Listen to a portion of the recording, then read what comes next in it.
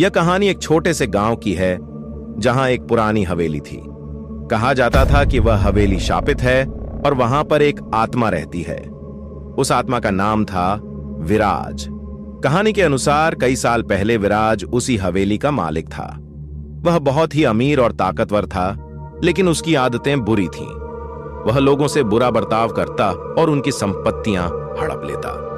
एक दिन गांव वालों ने तंग आकर विराज के खिलाफ विद्रोह कर दिया। विराज ने सभी पर अत्याचार किया, लेकिन एक बूढ़ी औरत ने उसे श्राप दिया कि उसकी आत्मा कभी चैन नहीं पाएगी और वह उसी हवेली में भटकता रहेगा। विराज की मौत के बाद हवेली वीरान हो गई, लेकिन कई लोगों ने वहां अजीब घटनाएं महसूस की।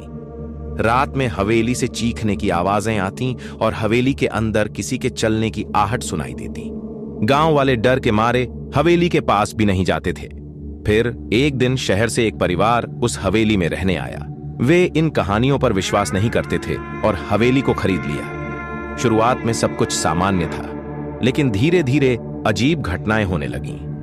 रात में दरवाजे अपने आप खुलने बंद होने लगे, दीवारों पर अजीब आकृतियां दिखने लगीं और घर में रह रहे लोगों को एक आदमी की परछाई दिखाई देने लगी।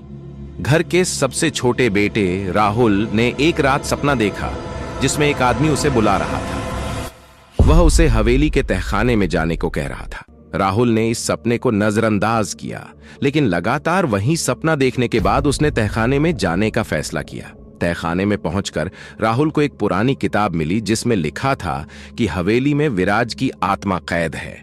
अगर कोई उसे मुक्ति दिला सके तो वह हमेशा के लिए हवेली छोड़ देगा। किताब में एक पुरानी विधि का जिक्र था जिसके अनुसार अगर विराज की सारी गलतियों को माफ कर दिया जाए और उसे शांति से विदा किया जाए तो उसकी आत्मा को मुक्ति मिल सकती है। राहुल ने परिवार के साथ मिलकर उस विधि का पालन किया। उन्होंने विराज की आत्मा को माफ कर दिया और हवेली में एक पूजा रखी। अंत में विराज की आत्मा को मुक्ति मिल गई और हवेली फिर से सामान्य हो गई।